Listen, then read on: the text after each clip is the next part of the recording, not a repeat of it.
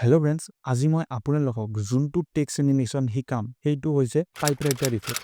এই ইফেক্টটো হয়তো বহুতে কি কৰে প্ৰিসেট কেইটামান ডাউনলোড কৰি লয় কৰি পিনে হেতু ড্ৰেগ এণ্ড ড্ৰপ কৰি আমাৰ টেক্সট লেয়াৰৰ ওপৰত এই এনিমেচনটো ক্ৰিয়েট কৰে। কিন্তু যদি আপোনালোকে ভাবি চাওকচোন যদি মেনুৱেলি আমি এই টেক্সট এনিমেচনটো কৰিব পাৰো কিমানখিনি সহজ হ'ব আৰু আপোনালোকে যেনেকুৱা অনুযায়ী টাইপৰাইটাৰ ইফেক্টটো ক্ৰিয়েট কৰিব খোজে সেনেকৈ কৰিব পাৰিব। আৰু সেই ইফেক্টটো বহুতে হয়তো নাজানে কেনেকৈ মেনুৱেলি কৰে বেছি টান নহয়। সেইটো শিকাৰ কাৰণে আপোনালোকক এটা ইফেক্টৰ প্ৰয়োজন হ'ব, সেইটো হৈছে ক্ৰপ ইফেক্ট। সেইটো চব ছফ্টৱেৰত পাই যায়, কিন্তু মই প্ৰিমিয়াৰ প্ৰ' দে শিকাম আৰু প্ৰিমিয়াৰ প্ৰ' শিকাটো আপোনালোকৰ বহুত জৰুৰী যদি আপোনালোকে প্ৰফেশ্যনেল হিচাপে কাম কৰিব খোজে। আৰু আমি সেই ক্ৰপ ইফেক্টটোত আমি কি ফ্ৰেম জেনেৰেট কৰিহে আমি টেক্সট টাইপৰাইটাৰ এনিমেচন ইফেক্টটো কৰি। আৰু কি ফ্ৰেম মানে হৈছে কি, যদি আমাৰ এটা অবজেক্ট এইখিনিত আছে সেই অবজেক্টটো আমি এইখিনিৰ পৰা এইখিনি যিখিনি মুভমেণ্ট হ'ব সেইখিনি আমি কি ফ্ৰেমৰ জৰুৰতহে কৰিব পাৰোঁ আৰু সেইটোকে কয় কি ফ্ৰেম। আৰু সেইটো কেনেকৈ কৰিম এতিয়া বলক আমি ভিডিঅ'টো আৰম্ভ কৰোঁ আৰু কম্পিউটাৰ স্ক্ৰীনত বলক। এতিয়া কি কৰিম প্ৰিমিয়াৰ প্ৰ'টো দেখা পাইছে আপোনালোকে। ইয়াতে কি কৰিব আমাক প্ৰথমতে এটা সিকুৱেন্স লাগিব, সেইটো হৈছে এডি সিকুৱেন্স। আপোনালোকে কেনেকৈ ক্ৰিয়েট কৰে মই বাৰে বাৰে শিকাই দি আছোঁ, সেইটো মনত ৰাখিব। প্ৰজেক্ট মেনুত যায় ৰাইট ক্লিক কৰি নিউ টাইটেমত গৈ সিকুৱেন্সত যাব, যাই পিনে ইয়াতে আপোনালোকৰ এখন পপ আপ স্ক্ৰীন হ'ব নিউ সিকুৱেন্স। ইয়াতে বহুত ধৰণৰ প্ৰিছেট আছে। এতিয়া কি ক'ব এভিজি এডিটি আছে ইয়াতে যায় আপোনাৰ 1080 আই আছে, 1080 পি আছে, 720 পি আছে। এটা কি কৰিম আমাক মাজৰটোহে প্ৰয়োজন, আজিকালি 720p আজিকালি প্ৰাইভেট নচলে। আৰু ইয়াতে যাই পেলাই আপোনাৰ বহুত ধৰণৰ FPS দেখিব। সাধাৰণতে যোনটো নেটত আপোনালোকে আপলোড কৰে সেইটো 30-25ৰ ভিতৰত FPSটো থাকিব লাগে, গতিকে আমি 25 FPS ল'ম। কম FPSত কামটো কৰিম। অ'কে কৰিম। অ'কে কৰাৰ আগতে এটা কাম কৰে সিকুৱেন্স নেম ইয়াতে লিখি দিব টাইপৰাইটাৰ ইফেক্ট, এইটোৰ নাম হৈছে। গতিকে আমি সিকুৱেন্সৰ নামত টাইপৰাইটাৰ লিখিছোঁ আৰু ইয়াতে অ'কে কৰি দিছোঁ। এতিয়া নেক্সট আমাৰ কি হ'ব, ইয়াতে বেকগ্ৰাউণ্ড যোনটো আছে সেই বেকগ্ৰাউণ্ডটো লাগিব। এতিয়া আমি বেকগ্ৰাউণ্ডটো জেনেৰেট কৰিম প্ৰজেক্ট মেনুত। ৰাইট ক্লিক কৰিম নিউ আইটেমত যাম।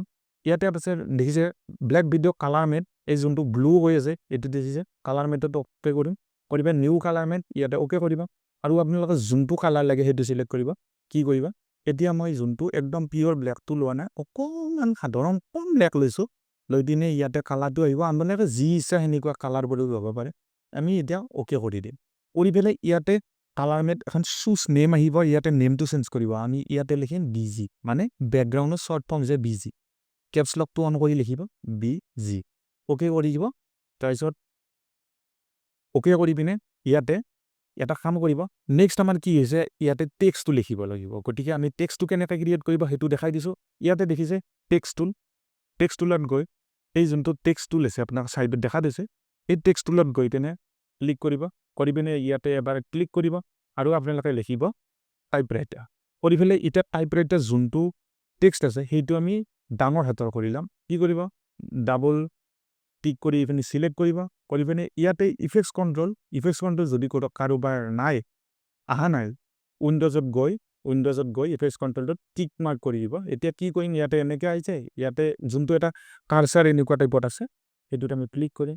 কৰি কিনে ইয়াতে আমাৰ যোনটো এই মাজৰ যে অপশ্যন আছে, কাৰণ টেক্সটটো এলাইনমেণ্ট কৰা জৰুৰী, য'তে ত'তে টেক্সটটো নথব।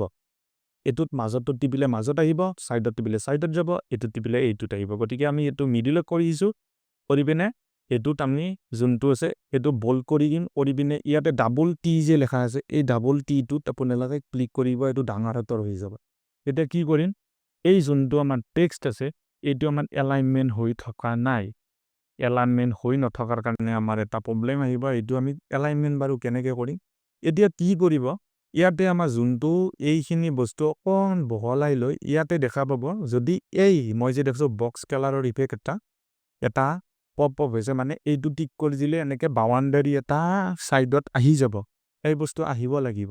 যদি এইটো আপোনালোকৰ হাইড হৈ আছে কি কৰিব, এই যে আছে এইটো ইয়াৰ পৰা ড্ৰেগ কৰি আনি এই ইয়াতে এনেকৈ দি দিলে আপোনালোকৰ এই পিনেও আহি যাব। দেখিছে এই পিনে আহি এইটো আমি ব্লু হৈ থাকিলে এইটো অন হৈ থাকিব, হোৱাইট হৈ থাকিলে অন হৈ নাথাকে।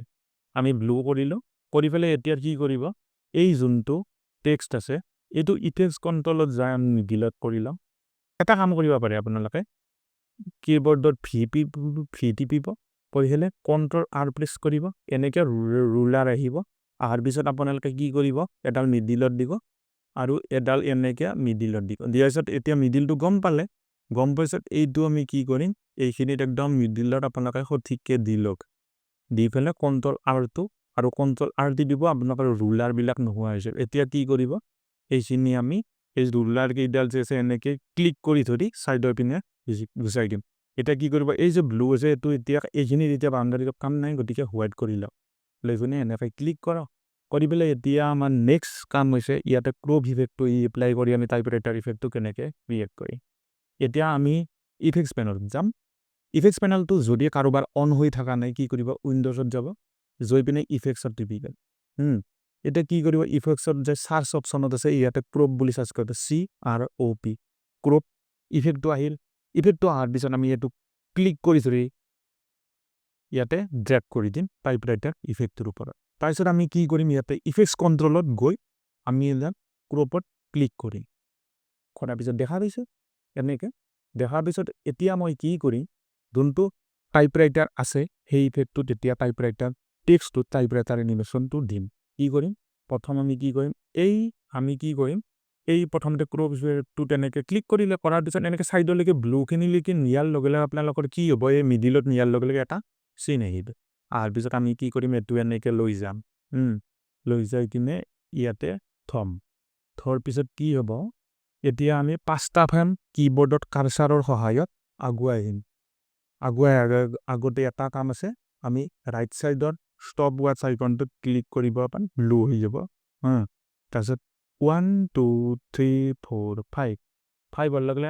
এতিয়াটো কি হল ক্ৰপ ইফেক্টৰ ব্লু সিন কেনি নোৱা হৈ গল আৰু এবাৰ কি কৰিব ক্ৰপ ইফেক্টটো তেনেকে ক্লিক কৰিব দিয়াৰ পিছত দেখা পাইছে আৰু ইয়াতে আপোনালোকৰ ফিট যে হৈ আছে এইখিনিটো অকমান জুম কৰি লবা পৰিফেনে আপোনালোকে ইয়াতে চাব এনেকে টি2 মই ৰিভিল কৰিলো কৰি দিলে এটা টি কেম নাই তাৰ পিছত আপোনালোকে 1 2 3 4 5 এনেকে নেক্সট আৰু আপোনালোকে কি কৰিব ইয়াতে আৰু এটা ক্লিকন দিব তাৰপিছত 1 2 3 4 5 এনেকে গটেইখিনি আপোনালোকে কি ফ্ৰেমৰ সহায়ত গটেইখিনি টেক্সটটো ৰিভিল কৰি লব প্ৰথম এতিয়া মই জলদি কৰি লৈছো এইখিনি এতিয়া কি কৰিব এতিয়া মোৰ হৈ গল হৈ যোৱাৰ পিছত এতিয়া ক'ব 75 to 100 কৰি দিব এতিয়া আপোনালোকে চাব ইফেক্টটো ৰেডি হৈ গৈছে দেখিছে ইফেক্টটো ৰেডি হৈ গল এতিয়া কি কৰিব আমাৰ এটা প্ৰয়োজন আছে যে আমি এইজনে ক্ৰপ কৰিলাম এতিয়া আমাক এটা সাউন্ড ইফেক্ট লাগিব সাউন্ড ইফেক্টটো নিদিলে আমাৰ সেই ইফেক্টটো আনকমপ্লিট দেখা গৈছে গতিকে প্ৰজেক্ট মেনুত যাম ডাবল ক্লিক কৰি আপোনালোকে মোৰ এটা ডাউনলোড কৰা আছে টাইপৰাইটাৰ ইফেক্ট অৰ সাউন্ড সেই টাইপৰাইটাৰ ইফেক্টৰ সাউন্ডটো মই ইয়াতে ড্ৰপ কৰিম কৰি ইয়াতে ডাবল ক্লিক কৰিম কৰি পিনে আপোনালোকে দেখিব পাৰে এনেকে সাউন্ডৰ ওয়েভ আহিব আহাৰ পিছত আমি কি কৰিম এইখিনি বস্তু সিলেক্ট কৰাৰ কথা আইও টিপিম আৰু এইখিনিত ও টিপিম ও টিপাৰ পিছত এইখিনি সিলেক্ট হল আৰু ইয়াতে যোনটো সাউন্ডৰ এটা ওয়েভ আছে এই বস্তুখিনি ক্লিক কৰি ইয়াতে ড্ৰেগ কৰিম দেখিছে এনেকুৱা হল গতিকে আমি এতিয়া কি কৰিম এই সাউন্ডখিনি ইয়াতে লগাই দিম আৰু এইখিনিৰ সমান এইখিনি কৰি দিম এইখিনি কৰি দিলে এতিয়া আমাৰ চাব সাউন্ডৰ লগত এইটো বস্তু কেনেকুৱা লাগিছে